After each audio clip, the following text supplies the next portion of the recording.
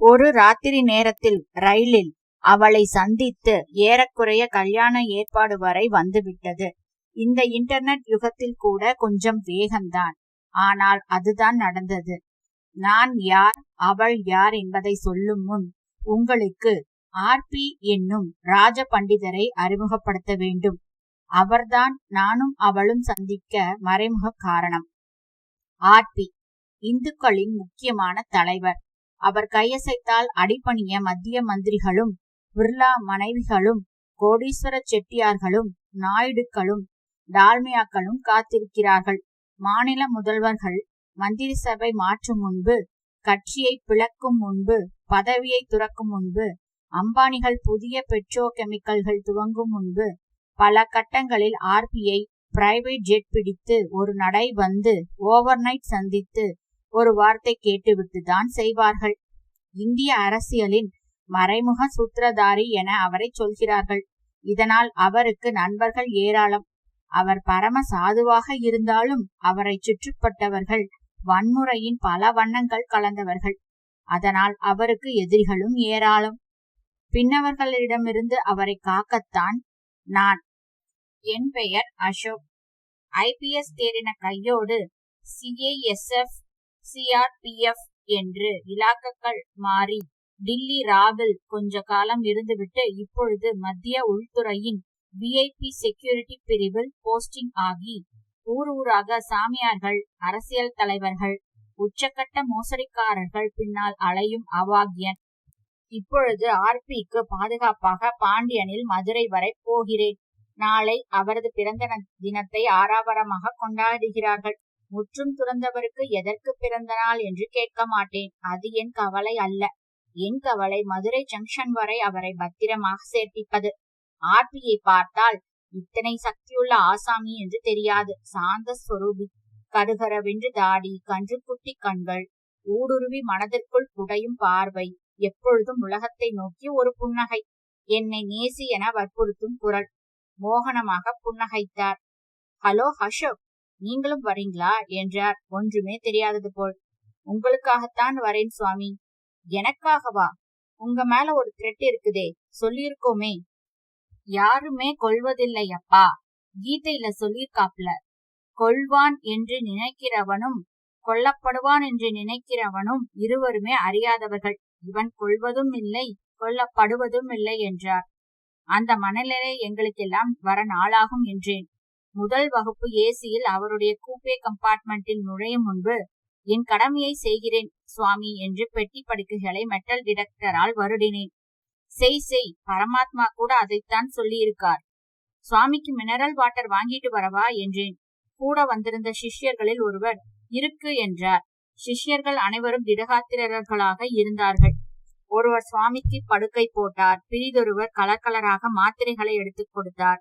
ஒருவர் பட்டி துணியை தென்னக ரயில்வே படுக்கை மேல் விரித்தார். ஒருத்தர் பிளாஸ்கிலிருந்து வெந்நீர் ஊற்றி ஹார்லிக்ஸ் போல எதையோ கரைத்து கலக்கி கொடுத்தார். சுவாமி, நான் பக்கத்து கேபினில் தான் இருக்கிறேன். செக்யூரிட்டி கார்ட்ஸ் எப்பவும் வெளியில நிப்பாங்க என்றேன். இதெல்லாம் சன்னியாசிக்கு தேவையே இல்லை. HM கிட்ட சொல்லியாச்சு. அதே மினிஸ்ட்ரியில தானே தேவைன்னு நினைக்கிறாங்க சுவாமி என்றேன். என்னை அவனை தவிர யாருப்பா அழைக்க முடியும்? என் மரணத்திற்கு மேலே இருக்கிறானே பரமபுருஷன், அவன்தான் தேதி வைத்திருக்கிறான். அதற்கு முன்னாடி சில காரியங்கள் கொடுத்திருக்கிறான். அதை செய்கிற வரை எதுவும் நடக்காது. இப்ப பெட்டி படுக்கை எல்லாம் மெட்டல் டிடெக்டர் வச்சு தடவர பாரு, அது கூட அவன்தான் செய்யறான். ஏதாவது மிரட்டல் கடிதம் வந்ததா? இல்லை சுவாமி, உங்கள் பத்திரத்துக்கு கூட வரும். நீங்க நிம்மதியா உறங்கலாம். வேலை வரலைன்னா யாராலையும் கொல்ல முடியாது. வேலை வந்தாச்சுன்னா ஒரு புல்லால கூட என்னை கொல்ல முடியும். சுவாமியுடைய ஜாதகம் யோக ஜாதகமாக்கும். ஆயுளாதிபதி 96 பிராயம் வரைக்கும் ஜீவிச்சு இருக்கிறதாக்கும் என்றார் ஒரு சீடர் மலையாளம் நனைந்த தொனியில். நீங்கெல்லாம் இங்க இருக்க கூடாது, அடுத்த கம்பார்ட்மெண்ட் போயிடுங்க. இவருக்கு தேவையான மினிமம் ஜாமான்களை விட்டுட்டு மற்றதை எடுத்துட்டு போயிடுறீங்களா? ஒரு எச்சரிக்கைத்தான். எனக்கு தேவை கீதை மட்டும்தான் என்றார். உள்ளே தாளிடும் முன்பு வாயில் வரை வந்த என்னை மறுபடியும் கேட்டார். ஏதாவது கலாட்டா எதிர்பார்க்கிறீர்களா? முகத்தில் கலவரம் ஏதும் இல்லை, யதார்த்தமாகத்தான் கேட்டார் அவர். இல்லைங்க, ஒரு பிரிகாஷனுக்குத்தான். அபாயம் ஏதும் இருந்தா விழாவையே அனுமதித்திருக்க மாட்டோம். நாளைக்கு பெரிய ரேலி மதுரையில நடக்க போறது தெரியும் என்றேன் நான். ராஜமாணிக்கம் வராரா? ஆமாம், அவரும் கலந்துக்கிறார். துரைவேலன் வரார், தமிழ்யோகி வரார், வடக்கே இருந்து பிரதாப் போதார் ராஜ் சிங் வரார். பெரிய கூட்டம். பசுவதையா? இல்லை, லோகக்ஷேமத்துக்காக தென்மாநிலங்களில் மழை பெய்யறதுக்கும் காவேரியில் தண்ணீர் ஊற்றெடுக்கிறதுக்கும் கோவில்களில் கூட்டம் வர்றதற்கும் ஒரு யாகம், அப்புறம் ஒரு ஊர்வலம். நீங்களும் கலந்துக்கணும். எனக்கு பகவான் வேற உத்தேசங்கள் வைத்திருக்கிறார். மதுரையில என் கூட இருப்பீங்களா என்று சுவாமி கேட்டார். இல்லைங்க சுவாமி, மதுரை ஜங்ஷன் வரைதான் என் பொறுப்பு. அப்புறம் ஸ்டேட்ல பொறுப்பெடுத்துக்கிறது சிபிசிஐடி. நான் அகர்தாலா போறேன். எஸ் உண்டா உங்க மதுரை கூட்டத்துல? பேசப்படாது என்றார் சீடர். எஸ் என்பது சத்சங் என்கிற தீவிர அமைப்பு. எனக்கு ஒரே ஒரு எஸ், சர்வேஸ்வரன் தான் என்று சிரித்தார். இது என்ன பழுப்பா என்றேன் நான். பணங்கள் கண்டு என்று ஒரு சீடன் பாலை கலக்கி கொண்டே சொன்னான். சுவாமி, காடு 2 பேர் வெளியில நின்னு ராத்திரி விஜசனத்துக்கு கூட வருவோம். பாவம், அவங்களுக்கு நித்திரை வேண்டாமோ என்றார். உங்க நித்திரை தான் முக்கியம் சுவாமி. வரட்டுமா? பக்கத்திலேயேதான் இருக்கேன் நான். நாம எல்லோருடைய பக்கத்திலும் அந்த கோவிந்தன் கோவர்தனன் இருக்கான்பா. குன்றம் ஏந்தி குளிர் மழை காத்தவன். கொஞ்சம் இருங்க அசோக். அவர் பட்டுப்பையிலிருந்து ஒரு ஆப்பிள் எடுத்து அதனுடன் ஒரு மஞ்சள் சரடு வைத்து எனக்கு கொடுத்தார். என் உள்ளங்கையில் அதை வைத்து அழுத்தும் பொழுது அந்த விரல் மெத்து மெத்தென்று இருந்தது. நல்ல க்ஷேமமும் ஆரோக்கியமும் உனக்கு இருக்கிறது. சந்தோஷம் சுவாமி, நிம்மதியா படுத்துக்குங்க, எதுவும் பயமில்லை. உன் முகத்தில் ஒரு தேஜஸ் தெரியுதே, உன் ராசி என்ன என்று என்னை சுவாமி கேட்டார். டாரஸ் சுவாமி. ஆப்பிளில் விபூதி வாசனை அடித்தது. ரிஷபமா? ஓ, இன்னைக்கு கிரகங்கள் இடமாறுறது. ராத்திரி ஒரு பெரிய சந்தோஷம் வரப்போறது உனக்கு. திருமணம் ஆயிடுச்சா? இல்லை சுவாமி என்றேன். உன் எதிர்கால மனைவியை இந்த ரயிலிலேயே சந்திக்கும் தருணம் வந்துவிட்டது. அந்த பெண் மூலம் உனக்கு 3 புத்திர பாக்கியம் உண்டு. அதில் நடுமைந்தன் உலக புகழ் பெறுவான். இதைவிட பெரிய வேலை உனக்கு உண்டு. அந்த பெண்ணின் பெயர் 2வது எழுத்தில் ஆரம்பிக்கும் என்றார் சுவாமிகள். நான் சிரித்துக் கொண்டேன். எனக்கு இதில் எல்லாம் நம்பிக்கை இல்லை என்று சொல்லி எதற்கு விவாதம் துவங்க வேண்டும்? உனக்கு நம்பிக்கை இல்லையா என்றார் என் மனதை படித்து. நான் விரும்புகிறேன் சுவாமி. இப்போதைக்கு கல்யாணம் அல்ல. என் கவலை உங்கள் பத்திரம். எனக்கு பத்திரம் தர நீ யார் என்றார் கோபமில்லாத அதட்டலுடன். உன் மனைவியுடன் என்னை தவறாமல் வந்து பார் என்றார். நான் செல்வராஜ், அகஸ்டின் இருவரையும் ரைபிள்களுடன் நிற்க வைத்தேன். டிடியுடன் பேசி ஏசி ஸ்லீப்பரில் இருந்து யாரும் வராதபடி செய்தேன். நடுராத்திரியில திறக்கிறதா இருந்தா எனக்கு தகவல் சொல்லிட்டு தான் திறக்கணும். ஊருக்கு ஊரு சிஷ்யங்க வருவாங்க என்றேன். கவலையே படாதீங்க சார். இந்த சுவாமி இதே வண்டியில மாதம் போறார். எங்களுக்கு ரூட்டின் எல்லாம் அத்தப்படி. நல்ல ஆத்மா, யாரும் இவரை கொல்ல மாட்டாங்க. கம்பார்ட்மெண்டை விட்டு வெளியே வந்தேன். அவுட்லுக், வீக், குமுதம், ஜூபி இதழ்கள் வாங்கி கொண்டேன். தற்செயலாக வீக் இதழில் அட்டை படத்தில் சுவாமி சிரித்துக் கொண்டிருந்தார். ஆர்பி கிங் மேக்கர் என்று மஞ்சளில் தலைப்பு. நெஸ்கஃபே வாங்கி குடித்தேன். அவசரத்தில் உதட்டை அது சூடு போட்டது. ரயில் புறப்பட சமயம் இருந்தது. பிளாட்பாரம் வெறிச்சென்று இருந்தது. பயிற்சி பெற்ற கண்களால் வருடினேன். எல்லோரும் உண்மையான பிரயாணிகள்.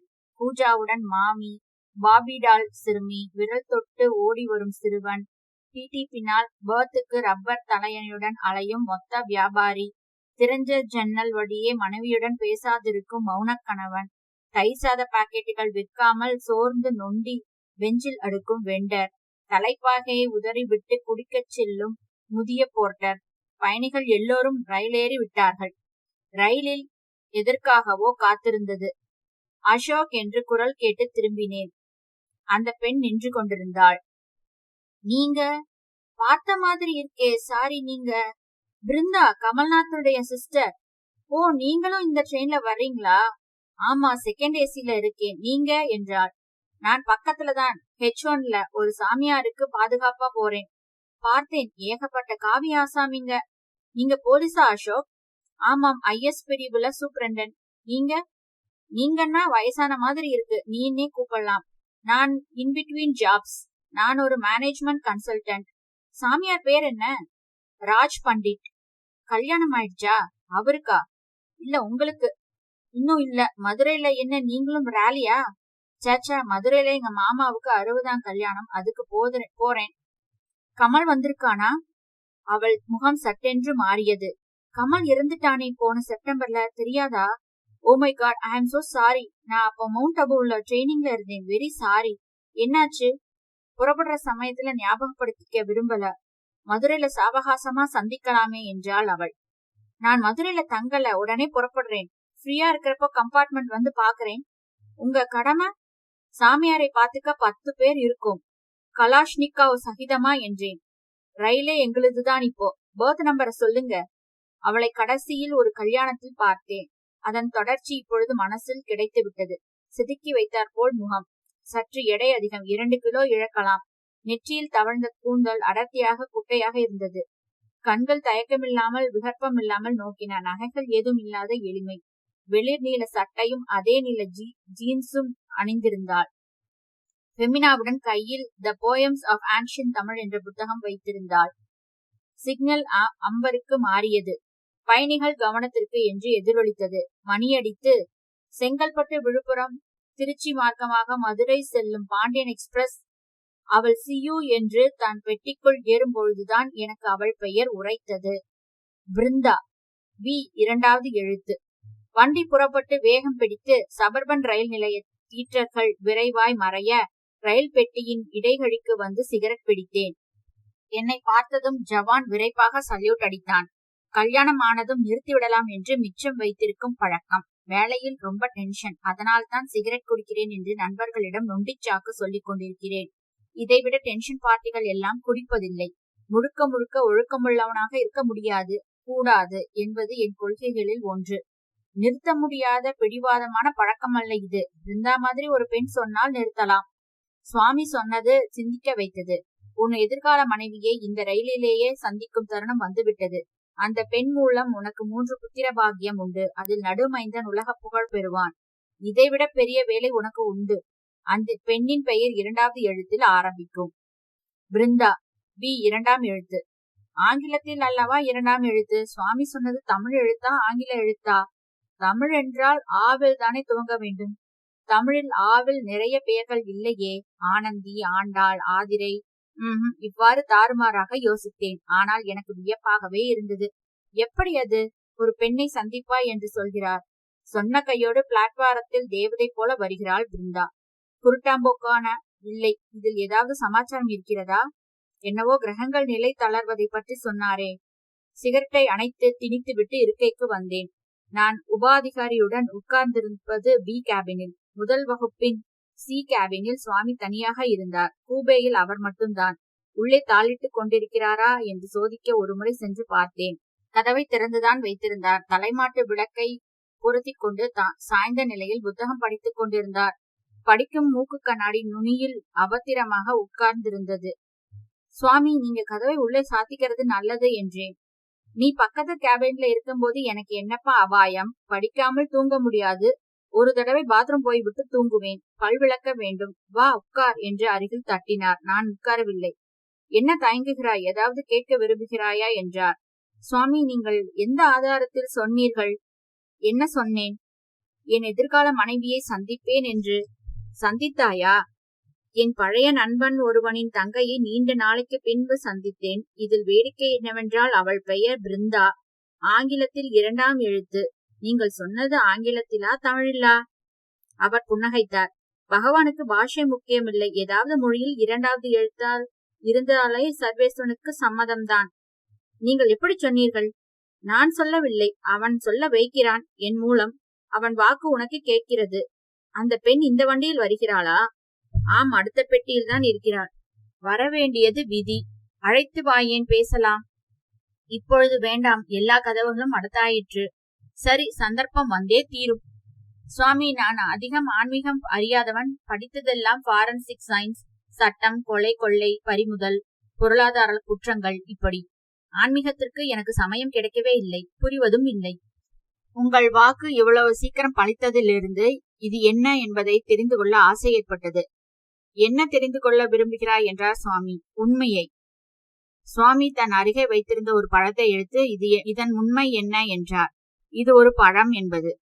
அது ஒரு உண்மை. மற்றொரு உண்மை, இது ஏதோ ஒரு ஊரில் ஒரு நிலத்தில் ஒரு மரத்தில் கனிந்தது என்பது. மற்றது இதன் வேதியியல் உண்மை. Organic molecules. இன்னொரு உண்மை இதன் டிஎன்ஏ அமைப்பு. ஆனால் உண்மையான உண்மை இது ஓர் உயிர் என்பது. நம்மாழ்வார் சொன்னது போல எல்லாம் என்பிரான் உருவே என்பதே. எனக்கு புரியவே இல்லை. மையமாக சிரித்தேன். புரியவில்லையா?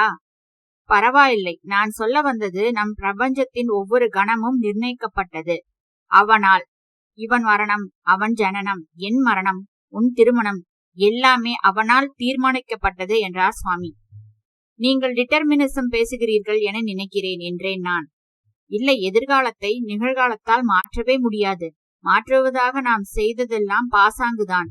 அந்த பாசாங்கு இல்லையெனில் நம்மால் இயங்க முடியாது. குறிக்கோள் இன்றி திரிவோம். யோசித்துப்பார். கீதையில் ஞானோதகத்தில் சொல்லியிருக்கிறது, 10,000 மனிதர்களில் ஒருவனே யோக சித்தி அடைய முயல்கிறான். அப்படி முயன்று சித்தி அடைந்தவர் பலரில் யாரோ ஒருவனே என்னை உண்மையாக அறிகிறான் என்று பகவான் சொல்லியிருக்கிறார் என்றார் அவர்.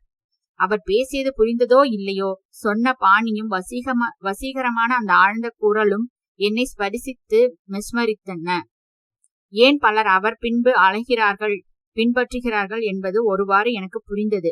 சித்தி பெற்ற அந்த ஒருவர் அவர்தானோ என்று தோன்றியது. அவரை பத்திரமாக பாதுகாக்க வேண்டும். அவரை ஏன் சிலர் எதிர்க்கிறார்கள் என்பதுதான் புரியவில்லை. அவரிடமே கேட்டுவிட்டேன் நான். சுவாமி, மன்னிப்பதாக இருந்தால் உங்களை ஒன்று கேட்கலாமா? இத்தனை மகானான உங்களுக்கு ஏன் பாதுகாப்பு தேவைப்படும் அளவுக்கு கொலை மிரட்டல்? அவர் புன்னகைத்தபடி கூறினார், சரித்திரத்தில் எல்லா மகான்களுக்கும் உள்ளதே. கொலை மிரட்டல் இல்லாத மகான்களே இல்லை. சீசர் ரத்தனம் சிந்திய இடத்தில்தான் ரோஜா மிகச் சிவப்பாக பூக்கும் என்று உமர் கய்யாம் கவிதை ஒன்று உள்ளது. இதை யோசித்துப்பார். இதை பற்றி எனக்கு கவலையோ பயமோ இல்லவே இல்லை. பகவான் அவன்தான். ஒரு பயத்தை தருபவனும் அவன்தான், நீக்குபவனும் அவனே. என்னை பாதுகாக்கும் பொழுது நீங்கள் உங்களைத்தான் பாதுகாத்துக் கொள்கிறீர்கள் என்றார் அவர். எப்படி என்றே நான். உங்கள் டிபார்ட்மெண்ட் பாதுகாப்பு அளிக்க இயலவில்லை என்கிற அவச்சொல்லிலிருந்து உங்களை நீங்கள் காப்பாற்றிக் கொள்கிறீர்கள். சந்நியாசிக்கு மரணம் உண்டு, ஆனால் மரண பயம் இல்லை என்றார் அவர். தாங்கள் பெங்களூரில் பேசிய பேச்சு ஒன்றுதான் ஒரு வன்முறைக்கு சம்பவத்துக்கும் துப்பாக்கிச் சூட்டால் சில சாவுகளுக்கும் காரணம் என்று எங்கள் மினிஸ்ட்ரியில் குறிப்புகள் உள்ளனவே என்றேன் நான். அனைத்துக்கும் காரணம் அவனே, மேலும் யாரும் சாவதில்லை என்றார். அந்த பக்கம் எங்களுக்கு இல்லை சுவாமி. அவரிடமிருந்து விடை பெறும் பொழுது, சுவாமி, நீங்க என்னதான் சொன்னாலும் கதவை சாத்திக்கிட்டு தான் தூங்கணும் என்றேன். கவலைப்படாதே, அழைப்பு எப்போது வரும் என்பது எனக்கு தெளிவாகவே உள்ளது. திரும்ப என் கேபினுக்கு வந்தபோது அவர் வார்த்தைகள் என்னுள் எதிரொலித்தன. அழைத்து வாயேன். தூக்கம் வரவில்லை. மணி பார்த்தேன், 11. பிருந்தாவை பார்க்க வேண்டும் போல இருந்தது. கமல்நாத்தை பற்றி கேட்க வேண்டும்.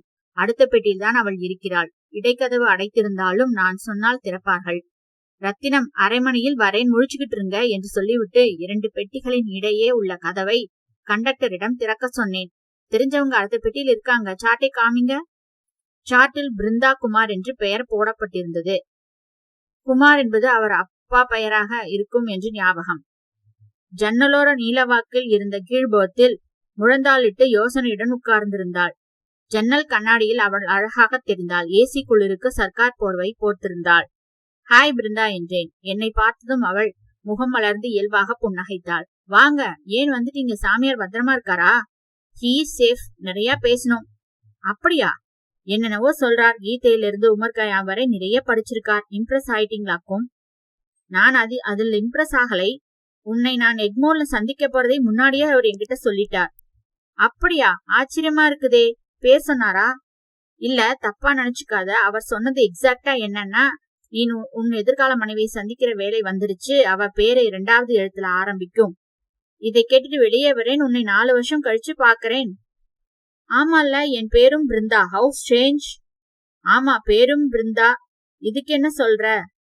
3 குழந்தை கூட பிறக்குமாம். 2வது மகன் உலக புகழ் பெறுவானாம். என் முகத்தருகே அவள் வந்து சதிப்பார்வை பார்த்து கண்களில் ஒரு உவகை பொங்க, என்ன சொல்றீங்க? இங்கேயே கல்யாணம் பண்ணிக்கலாமா என்றாள். ஜோக்ஸ் அபார்ட், அவர் சொன்னதில் நான் அப்படியே ஆடி போயிட்டேன் என்றேன். I think it just a coincidence. நீ அவரை மீட் பண்ணியே ஆகணும். Remarkable man. அவள் மையமாக சிரித்தாள். கமல் எப்படி இறந்து போனான் என்றேன். அவள் சிரிப்பு பாதியில் நின்றது. அதை பற்றி பேசவே விரும்பவில்லை. பயமாக இருக்கிறது. அந்த துக்கத்தின் அதிர்ச்சி 1 வருஷமாகியும் விலகவில்லை. அதிலிருந்து மீளத்தான் இப்படி மாமா 60ஆம் கல்யாணத்துக்கெல்லாம் மெனக்கிட்டு போய்க் கொண்டிருக்கிறேன். ரூமில் தனியாக இருந்தால் கமல் என்னை துரத்துகிறான் அவன் நினைவுகளால் என்றாள். அவள் கண்களில் நீர் நிறைந்தது. அப்பா இல்லாத எங்களுக்கு அவன்தான் எல்லாமுமாக இருந்தான். அநியாயமாக செத்தான். சுவாமி சொல்கிறார் யாருமே சாவதில்லை என்று. அவரிடம் உனக்கு ஆறுதல் கிடைக்கலாம், சொல்லிப்பாரேன். அவள் யோசித்தாள். நிம்மதி கிடைக்கும் என்கிறீர்களா? நிச்சயம். நம் இருவருக்கும் கல்யாணம் பண்ணி வைத்து விட மாட்டாரே? பண்ணி வைத்தால் என்ன, பண்ணி கொள்ளலாமே. போலீஸ்காரரியா? நோ வே என்று சிரித்தாள். அந்த சிரிப்பில் லேசான சம்மதமும் விருப்பமும் இருந்தது. என் மனம் துள்ளியது. சுவாமி சொன்னது பலிக்கப் போகிறது என்று உள்ளுக்குள் ஊர்ஜிதமாகிவிட்டது. அவளை அழைத்து கொண்டு காரிடாரில் கடந்து சென்றேன். வண்டியின் ஆட்டத்திற்கு என் கையை இயல்பாக பிடித்து கொண்டாள். என்னுள் அட்ரனலின் பாய்ந்தது. முதல் வகுப்பு பெட்டிக்கு வந்தோம். ஏமாற்றம். சுவாமியின் கேபின் கதவு உள்ளே தாளிடப்பட்டிருந்தது. தட்ட விரும்பவில்லை. தூங்கிவிட்டார். காலை மதுரை ஜங்ஷனில் பார்க்கலாம் என்றேன். கதவு சட்டென்று திறந்தது. சுவாமி, நீங்கள் இன்னும் தூங்கவில்லையா? பேச்சு குரல் கேட்டது. மன்னிக்கவும் சுவாமி, நான் சொன்னேனே, இதுதான் பிருந்தா. வா பிருந்தா, நீ வருவாய் என எனக்கு தெரியும் என்று அவளை அன்புடன் அழைத்தார். 3 பேருக்கு அந்த கூபே நெருக்கமாக இருந்தது. சுவாமி, உங்களுக்கு இப்படி பின்னிரவில் தொந்தரவு கொடுக்கிறோமே என்றேன் நான். பிருந்தா அவர் காலை தொட்டு வணங்கிவிட்டு காலடியில் உட்கார்ந்தாள். நீதா பிருந்தாவா? அவள் தலையசித்தாள். உன் முகத்தில் சோகம் தெரிகிறது என்றார். நான் குறுக்கிட்டு, சுவாமி, இந்த பெண் என் நண்பனின் தங்கை. அவன் பெயர் கமல்நாத். அவன் இருந்து போன துக்கத்திலிருந்து இவளுக்கு முழு ஆறுதல் கிடைக்கவில்லை என்று எனக்கு தெரிந்தது. அவனை நினைத்தாலே கண்ணீர் பெருகுகிறது பாருங்கள். இவளுக்கு ஆறுதலாக சில வார்த்தைகள் சொல்லத்தான் அழைத்து வந்தேன் என்றேன். பிருந்தா காலையில் வருகிறேன் என்றாள். இப்பொழுது என்னை ஆசீர்வாதித்தாலே போதும் சுவாமி, நீங்கள் தூங்குங்கள் என்றாள். சுவாமி இரு என்று சொல்லிவிட்டு கொஞ்ச நேரம் தியானித்தார்.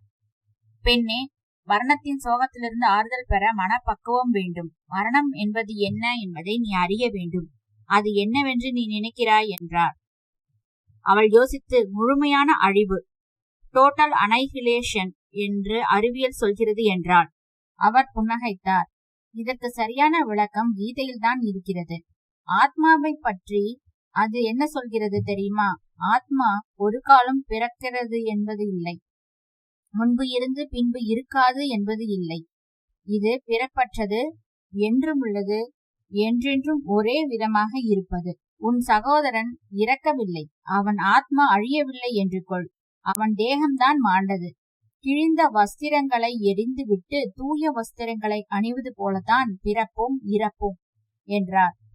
என் அண்ணன் கிழிந்த வஸ்திரமாக சாகவில்லை சுவாமி. இளம் வயது. பண்டிகைக்கு கடைத்தெரு சென்று எல்லோருக்கும் புதிய வஸ்திரங்களை வாங்கி கொண்டு தன் பாட்டுக்கு நடந்து சென்றான். உலகத்துக்கு எந்த தீங்கும் செய்யவில்லை. தீவிரவாதிகளால் கொளுத்தப்பட்டான். இது எந்த கீதையில் நியாயம்? அந்த பெண், மென்மையான பெண்ணிடமிருந்து இத்தனை ஆழமான கேள்வி சுவாமியையும் ஆச்சரியத்தில் ஆழ்த்தியது. உனக்கு புரிய வயது போதாது. சாவே இல்லை என்னும் போது சாவிற்கு நியாயம் ஏது, அநியாயம் ஏது? இப்பொழுது வாழ்வை பற்றி பேசுவோம். அசோக்கை நீ திருமணம் செய்து கொள்ளப் போவதாக பகவான் என்னிடம் சொன்னார். அசோக் இதை பற்றி சொன்னார். எனக்கு வியப்பாக இருந்தது. என்ன சொல்வது என்று திகைக்கிறேன் என்றாள் பிருந்தா. நீ வருவாய் என்பது எனக்கு எப்படி தெரிந்தது? ஞானக்கண் மூலம். உனக்கு ஞானக்கண்ணில் நம்பிக்கை உண்டா? அவள் அவரை மையமாக பார்த்து புன்னகைத்தாள். சுவாமி தன் கையிலிருந்து ஒரு மோதிரத்தை கழற்றி அவளிடம் கொடுத்து, இதை அசோக்குக்கு போடு என்றார். தயங்கினாள். நான் என்னை அறியாமல் கை நீட்டி கொண்டிருந்தேன். சற்று நேரம் தயங்கிய பின்பு வை நாட் என்று தோளை குலுக்கிவிட்டு அதை எனக்கு அணிவித்தாள். அவள் கை மென்மையாக இருந்தது. அந்த தொடுகையில் ஒரு இன்பம் இருந்தது. உங்கள் திருமணம் முடிந்தது என்றார். நான் அவளை பார்த்தேன். வண்டி விழுப்புரத்தில் வந்து நின்றது. அசோக், நான் என் பெட்டிக்கு சென்று விடுகிறேனே என்றாள். அவசரமாக பிளாட்வாரத்தில் இறங்கி அவளை வேகமாக அடுத்த பெட்டிக்கு அழைத்துச் செல்லும் பொழுது, இந்த மோதிர சமாசாரத்தை சீரியஸாக எடுத்துக்கொள்ளாதே. சுவாமி நல்ல ஆத்மா, நம்மை மகிழ்விக்க சிறுவனை போல செய்த காரியம் இது என்றேன் நான். கல்யாணம் என்பது விழுப்புரம் ரயில் நிலையத்தில் ஒரு மோதிரம் போட்டு கொண்டால் போதும் என்று நீங்கள் எண்ணாத வரை எனக்கு இதில் கோபமே இல்லை என்றாள் பிருந்தா. மீண்டும் நான் முதல் வகுப்புக்கு வரும்பொழுது RPF சூப்பரிண்டென்ட் ஒருவர், மிஸ்டர் அசோக், இந்த மெசேஜ் மைக்ரோவேவ் சேனல்ல வந்தது, உங்ககிட்ட உடனடியா காட்டும்படியா. நான் அதை படுத்தேன். டெலிடைப்பில் அடித்திருந்த வாசகங்கள். சுவாமி ராத்திரிக்குள் இறந்து போவார் என்று தொலைபேசியில் யாரோ கூப்பிட்டு சொன்னதாக இன்டெலிஜென்ஸ் ரிப்போர்ட் வந்திருக்கிறது. ஆவண செய்யவும். நான் RPF அதிகாரியை பார்த்தேன். அவர் முகத்தில் கலவரம் தெரிந்தது. உங்க பேரு? Lawrence sir. இந்த ஸ்டேஷன்ல பாம் டிடெக்ஷன் உபகரணங்கள் எதுவும் இருக்கா? இல்ல, ஹெட் குவார்டர்ஸ்ல சென்னையில தான் இருக்கு. மெட்டல் டிடெக்டர்ஸ் வச்சிருக்கோம். இப்ப என்ன பண்றது? அடுத்தது என்ன எக்ஸ்பிரஸ்? ராக்ஃபோர்ட்னு நினைக்கிறேன். இப்பதான் ஒரு வண்டி செங்கல்பட்டு தாண்டி இருக்கு. நான் உடனே தீர்மானித்தேன். ரிஸ்க் இருக்க வேண்டாம். பெட்டி பெட்டியா சோதனை போடணும். உங்க RPF ஜவான்களை அத்தனை பேரையும் கூப்பிடுங்க. அது வரைக்கும் வண்டி போகக்கூடாது. கார்டையும் SMஐயும் கூப்பிடுங்க. பாசஞ்சர்களை இறங்க சொல்லணுமா? ஆமாம், தேவைப்பட்டா ஸ்பெஷல் ரயிலிலோ அடுத்த ரயிலிலோ அனுப்ப வேண்டியிருக்கும். ரொம்ப கலாட்டா ஆயிடுங்க. பாம் வச்சிருக்கலாம்னு சொன்னாதான் கலாட்டா ஆகும். எதுக்கு செக் பண்றோம்னு சொன்னா ஒழுங்கா காலி பண்ணிடுவாங்க. சொன்னதை கேட்பாங்க. உங்க சாமர்த்தியத்தை பொறுத்திருக்கு. இந்த தரித்திரம் பிடிச்ச சாமியாருக்கு இது 3வது வாட்டிங்க. முந்தின 2 வாட்டியும் ஃபால்ஸ் அலாரம் தாங்க. இருந்தாலும் ரிஸ்க் வேண்டாம். அவங்க உடைமைகளை கையில கூடவே எடுத்துக்கிட்டு எல்லோரும் இறங்கிடட்டும். மிச்சம் இருக்கிறதை அப்புறப்படுத்திடணும். பக்கத்தில் போலீஸ் ஸ்னிஃபர் டாக்ஸ் எதுவும் இருக்கா? எல்லாம் சென்னையில இருந்து தான் வரவழைக்கணும். இந்த மாதிரி நடுராத்திரி நடுவாந்திர ஸ்டேஷன்கள்ல வசதி போதாதுங்க. அப்போ ஒரு வழிதான் இருக்கு. வண்டி பூரா காலி பண்ணிட்டு பெட்டி பெட்டியா பாத்திரணும். பவர்ஃபுல் டார்ச்சாவது கொண்டாங்க. இல்லை, வாங்குங்க. நான் சுவாமியை முதல் வகுப்பு வெயிட்டிங் ரூமுக்கு அழைச்சிட்டு போக ஏற்பாடு பண்ணிடுறேன். அதிகமா பயமுறுத்தாம நட்போட சாந்தமா பயணிக கிட்ட பேசுங்க. ஒத்துழைப்பாங்க. பதட்டம் இல்லாம ஒருத்தரா இறங்கட்டும். முதல்ல முதியோர்கள், குழந்தைகள், பெண்கள், அப்புறம் இளைஞர்கள். லாரன்ஸ் செல்லும் பொழுது, கழுத்தறுப்பு பேஜாருப்பா இந்த சாமியார்களோட என்று அழுத்துக்கொண்டே சென்றார். வண்டி தூங்கும் மலைப்பாம்பு போல தனக்குள் பொதிந்திருக்கும் அபாயத்தை அறியாமல் கவலை இல்லாமல் பிளாட்பாரத்தில் படுத்திருந்தது. சுவாமியிடம் நான் சென்றேன். அப்பொழுதுதான் படுத்துக் கொண்டிருந்தார். கதவை இருமுறை தட்டியதில் திறந்தார். பல் செட்டை அவசரமாக அணிந்து கொண்டார். சுவாமி, கொஞ்சம் சிரமம் கொடுப்பதற்கு மன்னிக்கவும். என்ன? ஒரு இன்டெலிஜென்ஸ் மெசேஜ் வந்திருக்கு. உங்க உயிருக்கு ஆபத்துன்னு. பாமா? ஏதும் தெரியல. சாதாரணமா ரயில்ல பாம் வைக்கிறது தான் தமிழ்நாட்டு வழக்கம். பாம் வச்சுட்டு டைமரை செட் பண்ணிடுவாங்க. அதை கண்டுபிடிச்சாகணும். அதனால நீங்க உங்க பத்திரத்துக்காக இறங்கிடணும். எல்லோருடைய பத்திரமும் தான் முக்கியம்பா. எல்லோரும் இறங்க சொல்ல போறேன். அவங்க எல்லோரும் இறங்கினப்புறம் நான் இறங்கிக்கிறேனே. சுவாமி, எனக்கு நிறைய ஜோலி இருக்கு. கொஞ்சம் ஒத்துழைங்க. இன்னும் பெட்டி பெட்டியா அலையணும். அசோக், எனக்கு இன்னும் அழைப்பு வரலப்பா. இது எல்லாம் வெட்டி வேலை. நான் இப்ப சாக மாட்டேன். இருக்கலாம் சுவாமிஜி, ஆனா நான் ரிஸ்க் எடுக்க விரும்பல. கொஞ்சம் ஒத்துழைச்சா எங்களுக்கு நல்லது. ரயில் போகாதா என்றார். ஒரு 2 மணி நேரமாவது ஆகும். முதல்ல பயணிகளை நாங்க இறக்க சொல்ல போறோம். பின்னாலதான் தீர்மானிப்போம். சந்தேகம் இருந்த ஒரு பேசஞ்சர்லையும் அடுத்து வர எக்ஸ்பிரஸ்லயும் அனுப்புவோம். உங்களுக்கு நாளைக்கு மதுரைக்கு போய்தான் ஆகணுமா? ஆமாப்பா, காலையில இருந்து ப்ரோக்ராம். அப்போ உங்களுக்கு ஒரு டாக்ஸியும் எஸ்கார்டும் ஏற்பாடு பண்றோமே. இதெல்லாம் அனாவசியம் என்று எனக்கு உள்ளுணர்வு தோன்றுகிறது. வண்டியில பாம் இல்லல்ல. இருந்தும் என் கடமையை செய்ய வேண்டியது முக்கியம் சுவாமி. நீங்களே சொல்லிருக்கீங்களே, என் கடமை என்பது உங்கள் பத்திரம். ரிஸ்க் எடுக்காம உயிர் சேதத்தை நான் தவிர்க்க வேண்டியது. சுவாமி வண்டியிலிருந்து இறங்க அவரை மிக பாதுகாப்பாக ஸ்டேஷன் மாஸ்டர் அறையில் உட்கார வைத்தேன். சீடர்கள் இன்னும் உறங்கிக் கொண்டிருந்திருக்க வேண்டும். RPF அதிகாரி மெல்ல தூக்கத்தில் எழுப்பிய பிரமிப்பு நீங்காத பயணிகளை ஒவ்வொருவராக இறக்கிக் கொண்டிருந்தார்கள். இந்த நாடு எங்க போறதுனே தெரியல என்று ஒரு தாத்தா சிமெண்ட் பெஞ்சில் உட்கார்ந்தவாறே பொதுவாக சொல்லிக் கொண்டிருந்தார். சாமியார்கள் எல்லாம் பிளேன்ல போக வேண்டியது தானே, இல்ல ஸ்பெஷல் ரயில்ல விடுறது? சூப்பரண்டென்ட் வந்து எல்லா பெட்டியையும் பார்க்கணுமா, இல்லை ஃபர்ஸ்ட் ஏசிக்கு இந்த பக்கம் அந்த பக்கம் செக் பண்ணா போதுமா சார் என்றார். ஏசி ஸ்லீப்பரில் நுழைந்த பொழுது பிருந்தா தூங்கிக் கொண்டிருந்தாள். நான் சற்று தயக்கத்துடன் அவுட்லுக் இதழால் அவள் தோளில் தட்டினேன். திடுக்கிட்டு எழுந்தாள். மதுரை வந்துருச்சா என்றாள். மதுரை இன்னும் வரல, விழுப்புரம் தான் வந்திருக்கோம். ஆனா நீ இறங்கணும் பிருந்தா. ஏன் என்றும் புரியாமல் என்னை பார்த்தாள். முதல்ல இறங்க சொல்றேன். சாமான் பெட்டிகளை எடுத்துக்க. வண்டி போகாதா என்று தன் சிறிய பெட்டியையும் கையையும் ஊது தலையணியும் எடுத்துக்கொண்டு தொடர்ந்தாள். மற்ற பயணிகள் ஒவ்வொருவராக தூக்க விழிகளுடன் வண்டியை விட்டு வெளியே வந்து கொண்டிருந்தனர். சம்பத்து, சந்தானம், எந்திரிடா, செக் பண்றாளாம் போன்ற குழப்ப சப்தங்கள் கேட்டன. சார், நீங்க போலீஸா? என்ன சார் அநியாயம் இது? நடுராத்திரில பாதியில இறங்க சொல்றீங்களே. எல்லாமே உங்க பத்திரத்துக்கு தாங்க. ஒரு மெசேஜ் வந்தது, அதை புறக்கணிக்க முடியுமா? ஏய், அவர் சொல்றது சரிதான்டா. நீங்க செக் பண்ணுங்க சார். லேட்டா போனாலும் உயிரோட போகலாம். That's the spirit. பிருந்தாவிடம் இந்த பெஞ்சில உட்காருங்க, டீ கொண்டு தர சொல்றேன் என்றேன். என்னங்க விஷயம்? சாமியாரை கொல்றதா த்ரெட் வந்திருக்கு. அந்த நல்ல மனுஷனை போய் யார் கொல்லுவாங்க என்றாள் அவள். இவருக்கும் விரோதிங்க இருக்காங்க. பெங்களூர்லயும் மதுரையிலையும் போன வருஷம் சாமி பேசின பேச்சு வன்முறையை கிளப்பிச்சு. இப்பெல்லாம் அந்த மாதிரி அவர் பேசுறது இல்ல. இருந்தாலும் அதன் பின்விளைவு இன்னும் போகல. இப்ப என்ன? வண்டி பூரா சோதனை போட்டுட்டு கிளியர் பண்ணப்புறம் தான் புறப்படும். நாளைக்கு உங்களுக்கு எத்தனை மணிக்கு முகூர்த்தம்? 10 மணிக்குன்னு நினைக்கிறேன். மதுரை போனா போதும். போயிருவோம். லேட்டா போகும், அதனால அசௌகரியம். சரி, உட்கார்ந்துரு பிருந்தா. நான் சாமியாரை போய் பார்த்துட்டு பத்திரப்படுத்திட்டு வரேன். SM ரூம்ல உட்காத்தி வச்சிருக்கேன் அவரை. அங்கு நான் போன பொழுது சஞ்சனம் இல்லாமல் சக்கர நாற்காலியில் நேராக உட்கார்ந்திருந்தார் சுவாமி. சிஷ்யர்கள் 3 பேர் வாசலில் காவல் காத்திருக்க ஒருவர் சிறிய கிளாஸில் அவருக்கு டீ கொண்டு வந்து கொடுத்தார். சர்க்கரை போடலையே என்றார் ஒரு சீடர். என்னை பார்த்ததும், என்ன அசோக், என் ஒரு ஆத்மாவினால் எத்தனை தொந்தரவு ஆனது பாரு. பெரும்பாலான பெட்டிகளை சோதிச்சிட்டோம் சுவாமி, ஏதும் சந்தேகப்படும்படியா இல்ல. நான் சொன்னேனே அசோக், எதுக்காக இந்த படபடப்பும் பரபரப்பும்? என் போன்ற அற்பமானவனை கொல்றதால யாருக்கு என்ன பிரயோஜனம்? என்னவோ பொலிட்டிக்கல் ஸ்டேட்மெண்ட் சுவாமி. நான் கவனிச்ச வரை உலகத்துல எல்லோருக்குமே விதிவிலக்கம் இல்லாம ஒரு எதிரியாவது இந்த ஆள் செத்து போயிட்டா நல்லதுன்னு நினைக்கிறவங்க இருக்காங்க. காந்திக்கு, ஜான் கென்னடிக்கு, மார்ட்டின் லூதர் கிங்குக்கு இல்லையா? மனத்தினுடைய விசித்திரங்களால வருது. நான் போனாலும் பரவாயில்ல. என்னோட ஒண்ணுமறியாத மக்களை பெரிய அபாயத்துக்குள்ளாக்குறது தான் சரியில்லை. அப்போது என்னிடம் லாரன்ஸ் வந்து சொன்னார், 6 பெட்டியை பார்த்துட்டோம், மற்றதுல பாம் இருக்க சான்ஸே இல்லைங்க, கிளம்பிடலாமா? எப்படி சொல்ல முடியும் லாரன்ஸ் என்றேன்.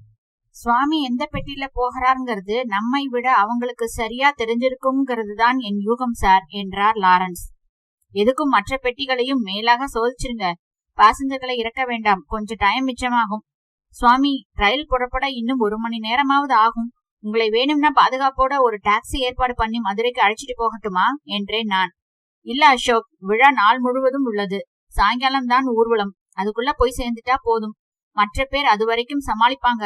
ஒரு பெரிய அபாயத்துக்கு காரணமா இருந்துட்டு வண்டியை புறக்கணிக்கிறது துரோகச் செயல்பாடு. என்னாலதான் இந்த தாமதம். அந்த தாமதத்தின் விளைவுகள் எனக்கும் ஏற்படணும் என்றார். சரி, உட்கார்ந்துருங்க, நான் மற்ற காரியங்களை கண்காணிக்க வேண்டும். அந்த பெண்ணை வரச்சொல், சற்று நேரம் பேசிக் கொண்டிருக்கிறேன் என்றார் சுவாமி. பிருந்தாவிடம் சென்றேன். சிமெண்ட் பெஞ்சில் சாய்ந்து கோழி தூக்கம் தூங்கிக் கொண்டிருந்தாள். ஒரு முறை என்னை பார்த்ததும் முழுவதும் கண்விழித்தாள். பிருந்தா, சாமியாருக்கு உன்னை புடிச்சு போச்சு, கூப்பிடுறார். எதுக்கு என்றாள். பேச்சு துணைக்குதான். வண்டி புறப்பட இன்னும் 1 மணி நேரமாவது ஆகும். தன் உடைமைகளை எடுத்துக்கொண்டு எங்க இருக்கார் என்றாள். நேரா போனா SM ரூம்ல இருக்கார். அவள் சென்றதும் நான் துரிதமாக சோதனை வேலையை தொடர்ந்தேன். பயணிகள் தூக்கத்தில் இருந்ததால் அதிகம் கலவரம் ஏற்படவில்லை. தேவைப்பட்ட பொழுது மட்டும் எழுப்பினோம். இருந்தாலும் பலர் கடுப்பில் இருந்தார்கள். குறை சொல்லிக் கொண்டு வந்தார்கள்.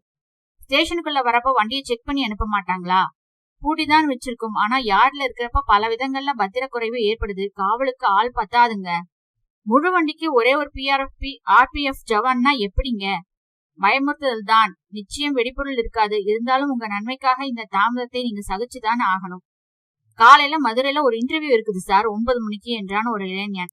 லெட்டர் கொடுக்கிறேன். காரணம் தவிர்க்க முடியாம இருக்கிறதால இன்டர்வியூ ஒத்தி போட சம்மதிப்பாங்க. அதுக்குள்ள வேலை போயிடும் சார். அப்ப செக்கிங் வேணாம்ங்கிறீங்களா என்றேன் ஆயாசத்துடன். பண்ணுங்க, கொஞ்சம் சீக்கிரமா பண்ணுங்க. லாரன்ஸ் 7வது பெட்டியில் இருந்த பிளாஸ்டிக் பையை எடுத்து வந்து, இது ஒண்ணுதான் யாரும் கிளைம் பண்ணாம இருந்தது, திறக்கலாமா என்றார். கேர்ஃபுல், திறந்து வச்சிருக்கா? ஜிப் போட்டு மூடி இருக்கு.